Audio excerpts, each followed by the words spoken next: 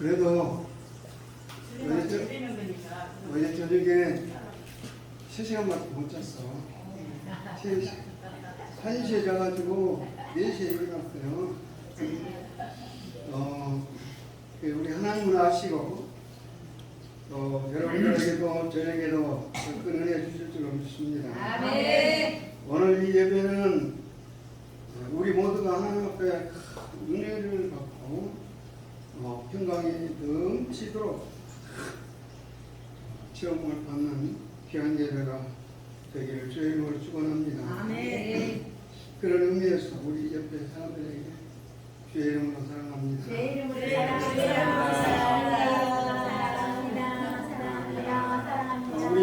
우리 예배에서 가장 중요한 것이 반주.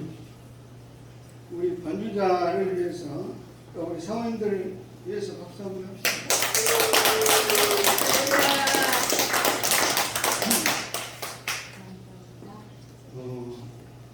우리가 어떤 기술을 통해서 하나님의 영광을 보여줄 수 있다고 하는 만큼 큰 축복이 없어요. 그래서 나도 지금 여기 잘 안 돼. 나는 또 손가락이 한쪽 병신이요. 그래가지고 손가락 때문에 잘 안 돼. 근데 어떤 사람이 발꿈치 갖고서 장구를 못 친다고 그렇게 된다고 해요. 할렐루야. 하여튼 지난주의 말씀을 다시 한번 보면 여호수아서 14장 12절 이하에서 여기 12절 보면 그날에 여호와께서 말씀하신 이 산지를 지금 내게 주소서. 그곳에는 아낙 사람이 있고 그 성읍들은 크고 견고할지라도 여호와께서 나와 함께 하시는 내가 여호와의 말씀대로 능히 그들을 쫓아낼 수 있습니다. 하고서 이렇게 간증을 하고 내용으로 말씀드리겠습니다. 오늘 이제 여호수아서 6번째를 살펴볼 시간인데 오늘 이제 마지막 여호수아서를 끝내려고 해요. 이제 1장에서 11장까지는 가나안 족속들과 전쟁을 치르는 그런 내용들이 나오고 그 이후에 12장부터서는 하나님께서 이스라엘 12지파에게 가나안 땅을 분배하는 그런 얘기들이 나옵니다. 그래서 이제부터 이스라엘의 각 지파들은 분배받은 자기 기업에 남아있는 그 가나안 족속들, 그러니까 잔존 세력들과 싸워야 했습니다. 이것이 각 지파에게 주어진 사명이고 또한 의무였습니다. 그래서 하나님은 이 갈렙을 모든 그 백성들 앞에 참 좋은 그런 모범이 되는 그런 모델로 세워서 말씀을 하시는 거예요. 그는 얼마든지 그러니까 이 갈렙은 쉽고 편하고 좋은 땅을 차지할 수 있는 그런 권한도 있고 또 그럴 자격이 있어요. 그런데 굳이 하나님 앞에 이 산지 그것도 가장 어려운 것들을 이제 자기가 달라고 하는 것입니다. 이런 그 믿음의 모습을 하나님께서는 이쁘게 보시고 나머지 모든 지파들에게 너희들도 이처럼 하라 라는 그런 뜻으로 또 그렇기를 원하고 그래서 하나님은 기업을 분배하기에 앞서서 가장 먼저 이 갈렙의 이야기를 기록하게 하신 것입니다. 그래서 20장으로 넘어오면 하나님은 이 가나안 땅의 도피성을 정해 주시게 됩니다. 이 도피성이 우리에게 또 가장 아주 중요한 구속사적인 그런 의미가 담겨 있습니다. 먼저 2절로 3절 말씀을 보면 하나님께서 이 도피성을 왜 정해 주시는지 그 이유와 그 목적을 알 수가 있습니다. 그래서 2절 3절 말씀 보면 이스라엘 자손에게 말하여 주기를 내가 모세를 통하여 너희에게 말한 이 도피성을 너희를 위하여 정하여 부지 중에 실수로 사람을 죽인 자를 그리로 도망가게 하라. 이는 너희를 위해서 보복자를 피할 것이니라. 이 너희를 위한다고 하는 말이 반복되는 것이죠. 그만큼 반복되는 단어는 그만큼 중요하다는 얘기예요. 그것이 강합니다. 그래 도피성을 왜 도피성이 필요한가? 부지 중에 실수로 사람을 죽인 자를 그리로 도망하도록 자기를 위해서 너희를 위해서 그렇게 도피하도록 하라. 그것은 피의 보복자로 부터서 생명을 보호받을 수 있도록 이 살인자를 보호하라. 살인자를 보호하는 것이 너희를 위하는 것이다. 근데 다음에 그런 뜻이 나와요. 도피성을 준비해 주셨는데 사실상 이 살인은 굉장히 큰 죄악이죠. 큰 죄요. 창세기 9장 6절 말씀 보면 다른 사람의 피를 흘리면 그 사람의 피도 흘릴 것이니 이는 하나님이 자기 형상대로 사람을 지으셨음이라.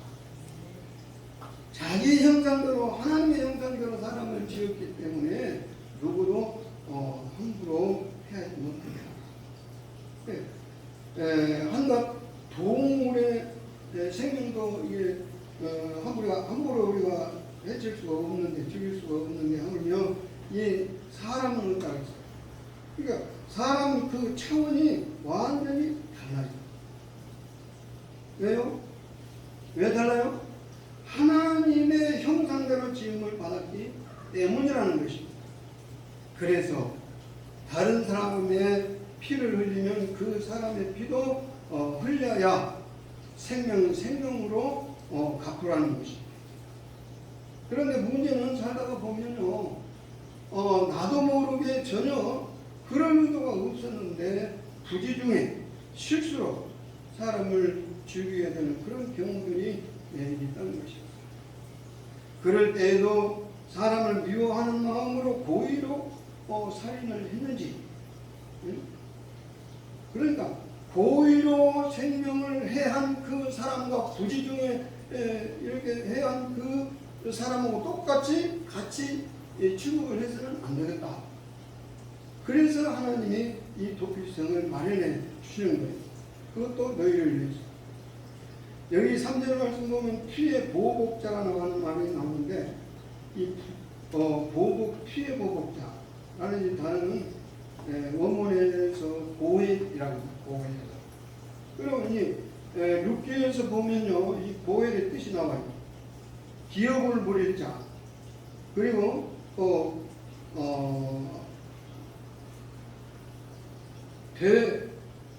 대사는 사람, 다시 산다, 그건 다시 대사다, 그런 뜻이 있어요. 그래서 본래의 그 뜻이 대사는 사람, 이것을 말합니다. 그러니까 친척이 팔았던 어떤 집이나 땅을 다시 되사는 거예요. 대신 그 사람을 대신 사는 거예요. 그래서 혹시 친척이나 이런 이웃, 그러니까 가족들이 억울하게 이렇게 죽임을 당하게 되면 죽음을 대신 갚아주는 거예요. 되파는 것처럼, 되사는 것처럼 대신 갚아주는 거예요. 그래서 이 고엘이 3절에서 피보복사가 되는데, 고엘 제도는요, 내가 하고 싶은 고엘 내가 해야 된다 그러면 하고, 아니 고엘 하기 싫다 그래갖고 안 하고, 그런 것이 아니에요. 이건 의무이기도 하고 책임이기도 합니다. 절대적으로 책임이 되는 거죠. 고엘이라고 하는 거죠. 그러니까 피해 보복자는 반드시 그 살인자를 찾아서 원수를 갚아줘야 돼요. 대신 죽여줘야 돼요. 그런 의무가 이 고엘 보복자가 가지고 있는 것입니다. 이러한 이 고엘의 제도를 정해주신 그 목적이 무엇일까요? 너희는 사람을 막 죽여야 한다. 응? 저 사람을 죽였으니까 너도 가서 죽여. 그런 뜻이 아니고, 함부로 생명을 해하지 말아라 하는 그런 뜻이에요. 그런데 문제는 이 고의적인 살인이 아니라 부지 중에 실수로 살인을 한 경우가 문제가 되죠. 만일 고의의 살인자만 아니고 또 실수로 사람을 죽였다 할지라도 고의를 죽인 사람과 실수로 죽인 사람 똑같은 취급을 받으면, 처분을 받으면 안 된다는 것이죠. 그래서 이것은 참 정당한 어떤 공의를 행하기보다는 감정과 분노에 의한 그런 응징에 빠지기가 훨씬 더 쉽기 때문인 것이죠. 그렇게 되면 복수는 또 복수를 부르게 되고, 그래서 자꾸만 이렇게 반복이 되게 되죠. 그래서 하나님이 이런 우리 사람의 그 연약함을 아시고 마음을 아시고 이런 억울한 죽음을 고의적으로 죽였으면 그건 억울한 죽음이겠지만 실수로 이렇게 지은 것은 용서할 수 있도록 하라. 살 길을 열어. 그래서 하나님이 이러한 이 보복의 악순환을 끊기 위해서 이처럼 도피성을 주신 것입니다. 그리고 보면 여기서 우리는 한 영혼 한 영혼에 대한 하나님의 사랑이 얼마나 크고 귀한 것을 우리 이것을 알 수가 있습니다. 비록 부지 중에라도 어쨌든 살인한 자인데 그래도 고의가 아니었음을 알고 하나님은 그를 불쌍히 여기시고 그에게 살 길을 열어주신 그런 길입니다. 인간이 얼마나 참 연약한 존재인가를 미리서 알았기 때문에 이런 길을 마련해 주시는 것입니다. 당대의 의인이라고 했던 노아도 보십시오. 홍수 심판에서 구원을 받고 새로운 인류의 역사를 써내려가야 할 사람이 이런 막중한 책임을 받은 사람이 포도주를 마시고 취해서 벌거벗은 채로 잠을 자다가 이런 자식들에게 발각되는 이런 실수를 범하게 됩니다. 그래서 이스라엘의 성 다윗도 역시 자신의 능력으로 이스라엘을 이만큼 흥왕하게 했다라고 겸손한 마음으로 인구 조사를 함으로 인해서 큰 죄를 하나님께 범하게 됩니다. 우리도 내 의지와는 다르게 실수를 하면서 살아갈 때가 많습니다. 나는 전혀 그럴 마음이 없었는데 사랑하는 사람이나 사랑하는 아내나 또 남편의 마음을 아프게 하고 또 사랑하는 자녀들의 마음도 아프게 하는 그런 일들이 일어나게 되죠.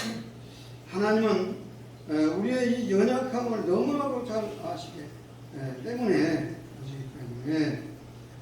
그래서 정말 고의적으로 그런 것이 아니라면 어쨌든 용서하시고 또 기회를 주시고 다시 기회를 허락해 주시는 겁니다. 이것이 도피성의 의미입니다. 오늘 우리에게도 하나님은 도피성을 주셨습니다. 바로 예수 그리스도입니다. 그래서 예수님을 영접하고 믿는 자마다 멸망하지 않고 영생을 얻게 하셨습니다. 때때로 세상살이에 참 지치고 피곤할지라도 예수님께 나가서 그 안에 머물면서 산다고 하면 그의 생애는 참으로 위로가 평강이 넘치게 됩니다. 나라기는 우리 하이랑 모든 식구들 이러한 이 도피성의 은혜를 날마다 누리게 되시기를 주님의 이름으로 축원합니다. 아멘. 여기서 우리는 이 도피성을 주신 두 번째 그 목적을 또 발견할 수 있습니다. 바로 살인자로 하여금 근신하며 살기 위함입니다. 일단 도피성으로 들어가기 위한 그 조건이 있는데 그 절차가 이 4절에서 여기서 보면 도피자는 그 문 어귀에 서서 그 성읍의 장로들을 만나고 장로들 앞에서 자기의 그 사건을 자세하게 고백을 해야 됩니다. 그러면 죄인이 하나님의 그 용서하시는 그 은혜를 잊게 되죠. 이제 반드시 그가 자기의 그 죄를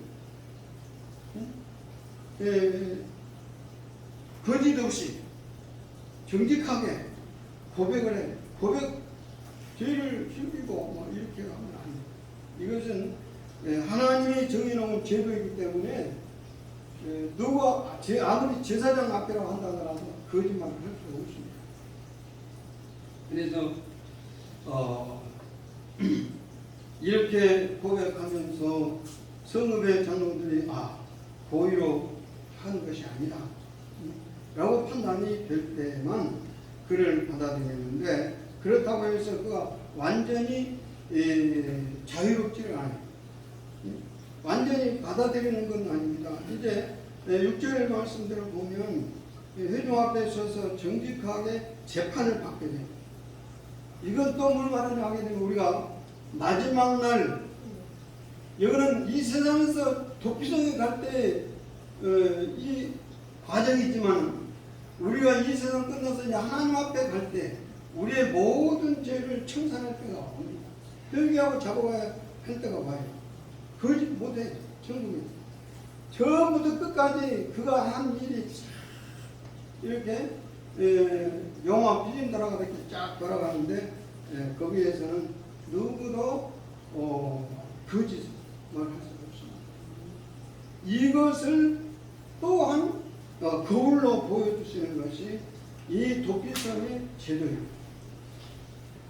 재판을 통해서 살인의 그 고의 여부를 정밀하게 조사를 받게 되었고, 그 결과 정말 고의가 아니라고 최종 판결이 나면 그제야 그 살인자는 도피성에서 계속 머무를 수가 있는 것입니다. 오늘 본문에는 이 부분이 분명하지는 않지만 민수기 13장 35장 28절 말씀을 참고해 보면 그는 대제사장이 죽기까지 거기에서 이제 몸은 대제사장이 죽은 후에는 자유를 얻을 수가 있어요.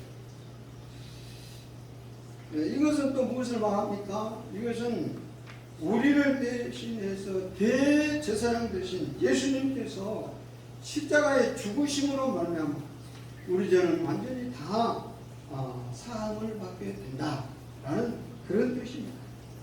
그래서 우리가 마지막 날에 백보자 앞에서 심판을 받을 때 예수님의 피가 완전히 계례를 때 씻어줬은 사람은, 예수님의 피를 믿는 사람은 다 용서를 받게 되는 거예요. 그래서 거기에는 정말로 이제 천국에 삶이 시작이 되는 것입니다. 그래서 만약에 이 도피성에서 이제 그 살인자가 그냥 갔다 하니까 나갔다. 생각해보세요. 이제 도피성 생활을 한번 생각해보면, 응? 자신의 산업이라든지 자기의 직업이라든지 뭐 자기가 좋아하고 뭐 사랑하고 이런 것들을 또 사랑하는 사람도 또 만날 수가 없고, 이건 얼마나 답답하겠어요. 그래서 도피성의 안에서는 언제나 사람을 죽이는 죄인으로 살아야 됩니다. 오늘부터 이 땅에 사는 동안에는 하나님 앞에서 무조건 죄인으로 살 수밖에 없어요. 왜냐? 우리는 죄인의 몸에서 났고 죄인의 피를 받았고 죄인이 근본적으로 사람은 죄인이에요. 그러나 하나님 믿는 사람은 예수님 피로 씻음 받아서 깨끗함을 받고 의롭게 하나님 앞 천국에 들어갈 수가 있는 것이지, 예수 그리스도의 피 없이는 우리가 다 죄인입니다. 의인은 없나니 하나도 없다고 말씀합니다. 원래부터서 원죄, 이것은 우리 모든 인생들은 다 원죄를 가지기 때문에 예수를 안 믿으면 다 지옥에 갈 수밖에 없는 것입니다. 이제는 예수 안에서 새로운 피조물로 살아야 하는 것입니다. 그런즉 누구든지 그리스도 안에 있으면 새로운 피조물, 이전 것은 지나갔어요. 보라, 새 것이 그런데우선 5장 17절에 말씀입니다. 그래서 사도 바울은 빌립보 3장 7절에서 그러나 무엇이든지 내게 유익한 것은 다 그리스도를 위해서 내가 다 해로 여긴다, 배선물로 여긴다, 또 그렇게도 말합니다. 그래서 이전에 내가 좋아했던 것, 모든 것들, 이전에 내가 사랑했던 모든 것들, 내가 의지한 모든 것들은 다 버리고 도피성에 가요. 이 세상에 우리가 아무리 좋은 것을 많이 모아놨다 할지라도 우리가 이 세상 떠난 날은 다 배설물로 여기에 아무 소용이 없습니다. 무엇보다도 죄를 미워하고 멀리하는 그런 삶을 살아야 할 것입니다. 그래서 이제 우리는 더 이상의 예수님을 떠나서는 살 수가 없는 것입니다. 죄인이 도피성 떠나서는 살 수가 없는 것입니다. 출애굽기에서 이스라엘 백성들이 자꾸만 애굽을 그리워하고 애굽으로 돌아가다. 애굽으로 이럴 때 하나님은 내가 이 백성을 지었음을 내가 한다 라고까지 얼마나 참 그들이 큰 죄를 지은가를 다시 돌아간다. 다시 죄악으로 돌아간다. 우리가 다시 죄를 짓고 살면 예수 안에서, 믿음 안에서, 이 도피성 안에서, 그러니까 교회 안에서 믿음의 생활로 살아야 한다, 그런 말씀이에요. 우리는 이렇게 새로운 피조물로서 이제 도피성인 교회 믿음 안에서 항상 참 이 도피성의 삶을, 하나님의 은혜를 늘 발견하면서 정말 은혜에 합당한 새로운 피조물로서 그 은혜에 합당한 삶을 살아가기를 힘쓰는 저와 여러분들 되시길 주님의 이름으로 축원합니다. 기도하겠습니다. 사랑하신 하나님, 오늘 이 말씀을 통해서 도피성의 제도가 무엇이고 또 대제사장 되신 예수 그리스도는 누구고, 왜 십자가에서 피 흘리시고 우리를 대신해서 죽어주셨는가, 오늘 말씀을 통해서 잠시라도 깨닫게 해주신 것 감사합니다. 죄 많은 우리 대신해서 십자가에 피 흘려 주신 그 죽음으로 말미암아, 그 피로 말미암아 새 생명으로 구원을 받고 주신 은혜 감사하면서 살게 해주시니 감사합니다. 이제는 예수 그리스도 안에서 죄에서 벗어나 완전한 자유를 누리기 위해서 또 영원한 천국을 바라보면서 우리는 이 땅에 피난처 되시는 우리 주님, 그리고 우리를 모든 죄에서 자유케 주신 대제사장인 예수님 안에서 감사합니다. 날마다 선생님으로 거듭난 삶을 살게 하여 주시옵시고 믿음으로 승리하는 삶을 살아서 행복한 삶으로 날마다 이어지게 하여 주옵소서. 감사하며 예수